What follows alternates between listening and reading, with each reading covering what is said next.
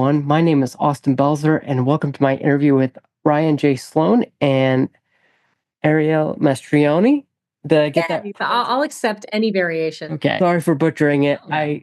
But yeah, Ryan and Ariel are the directors. Ryan's the director, and Ariel is the star of the film Gazer. Really quick synopsis of Gazer. It's a captivating neo-noir thriller that has really been catching my attention specifically since it debuted at Cannes last year in the Directors Fortnight, I believe. Right now, not right now. On April 4th, it's screening at the Angelica Film Center. And if you're in downtown LA, it'll also be screening at the Alamo Drafthouse on the 11th of April with, I believe, new theaters added weekly.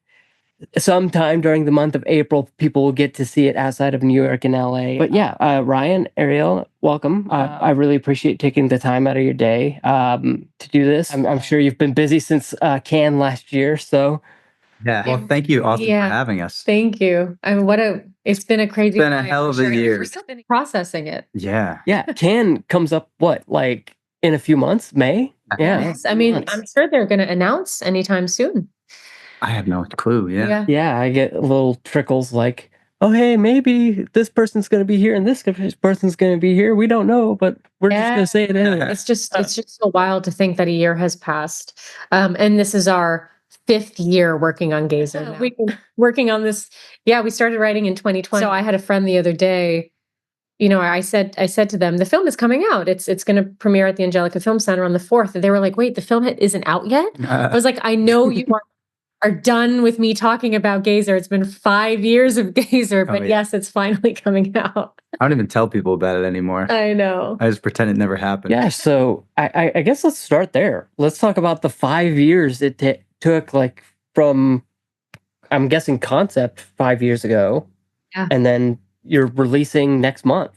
Yeah. Or in a week. Woo, it's coming up. Yeah, so I'm gonna have to take you back to the pandemic. 2020, Ariella was furloughed from her job as a programmer at the Angelica Film Center in New York, and I was considered an essential worker as I'm a residential electrician, and I was working inside of a prison at the time, so things were looking pretty grim. But we were both kind of just reflecting on where we were, where we wanted to be, and we decided it was time to make that film that we've been talking about making for years. And we were watching, revisiting films like Coppola's The Conversation and Polanski's Chinatown. And we were like, this is the kind of world that we want to be in. So we want to tell like a very layered story that is centered on a character study that falls into some kind of mystery. And, we looked at Antonioni's Blow Up as well and De Palma's Blowout, and the through line is that there's no female protagonists in any of these films.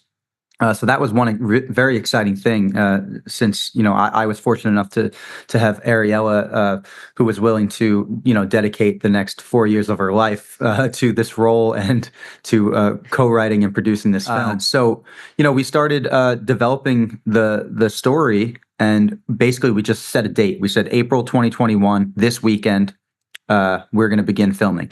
And we shot the beginning of the movie and the end of the movie that first weekend in April. And that's really what kind of kickstarted this journey. And we really just shot whenever we had the money. But we kept it in April and November because we were trying to keep it in that autumnal kind of area where the trees were kind of still dead. There was like a transition of life.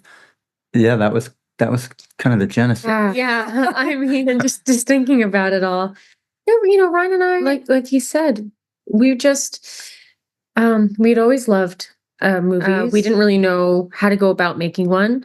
So we just took it a step at a time. But I think really more than anything, the journey of making Gazer was truly just driven by the fact that we love movies. And we really wanted to make, one of these films that we haven't seen in a long time. We were just as we were rewatching all these, noirs in general, but all the films that inspired Gazer, we just got so energized by them and we missed them. We missed seeing them in the space. And I felt like we haven't seen films like, Blow Up or The Conversation in a long time, or Vertigo. Yeah, and we just really wanted to see it. And the only way we could do it sometimes is if you just do it yourself. Yeah, and for sure. And I can't remember the name of it, but when I was reading the press release for the movie, it reminded me of a movie I had watched at Sundance the year Coda was there. I forget what it was named, so apologies. But you talk about videotapes, and that was a lot more in the film, in the film I'm talking about, and you kind of have that too in common. This was about like video nasty. The film I was talking about was about video nasties. So I was reading through the email, and I was like, "Huh, this reminds me of some other film." It's not. Remember? Coming. Yeah, I would love to know what film that was. Yeah, let us know if you remember. Yeah. Oh, let's see.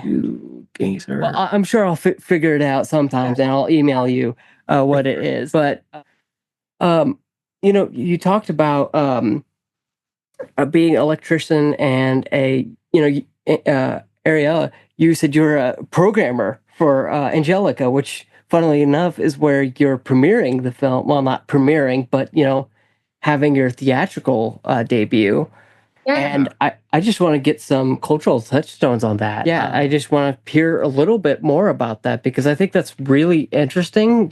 I was talking to the director of La Pachera earlier today, which was also another festival film. I think that was Sundance this year. But yeah, she was, she's this art installation. But yeah, anyways, long story short, I'd love to hear about like what drove you to direct. I know you talked about loving movies like De Palma's Conversation and things like that. So yeah, I'd love to hear about that. Oh, well, for me, Ryan directed. We co-wrote it together. But yeah, I mean, we're just film lovers, right? And we were just, and we're students. We're film lovers, and we're students. And I think when you are, if you are interested in becoming a director or filmmaker or writer, the only thing that you can really do is just kind of obsessively learn and obsessively consume and digest as much as you can. And that's really that's what made that's how we made Gazer. We always felt kind of like outsiders because we didn't go to film school. We didn't really have any connection to the industry. And I hope more than anything, Gazer's release is kind of like a beacon of hope. We always felt very discouraged. It's like, how else do you make a film without support? And I think the answer is, you don't. You can do it without it. As long as you're really making a movie that you love. And I think that really that drove the whole thing. But I mean, my time at the Angelica was so special because it's really all about watching movies and making sure people come to the cinema to see movies. And that was always very important for Ryan and I. Movies are meant to be seen with people. It's a very active experience. I think we've come to understand being a viewer as a passive experience, when you're watching shows on Netflix or even on your phone, or cinema is meant to be active. And you are engaged. But yeah, it's very special to show our film in the space where I had the opportunity to share so many more films in that way and kind of keep that theatrical experience alive. Yeah, agreed. And I looked it up, and the film name was Censor, directed by Prano Bailey Bond. It came out in like 2022. It should be like streaming on Hulu, I think, or okay. I guess internationally that would be Disney Plus. So. A British psychological horror film. Very cool. Yeah, so I'd recommend that. But I want to thank you both so much. I know our conversation was brief, but I want to thank you both for talking to me. I'm sure, like I said earlier, it's probably a busy week for you all. And yeah, I just really hope people see it, whether it's at the Angelica on April 4th or or the Alamo Drafthouse or wherever else the movie ends up. I really hope people see it. Yeah, I really do hope people see it. I appreciate it. Thank you for your time as well. Yeah, we appreciate you. Yeah, this was such a nice conversation. We appreciate it, Austin. Yeah, no problem. For those interested, I'll have a link to the website to buy tickets. I should have like a list. I think you can type in your zip code and it'll find theaters and stuff like that. But it's gazerfilm.com or on the Angelica website. And then in LA, it should be playing at if you need. Awesome. Thank you so much. Thanks, Austin. Thanks.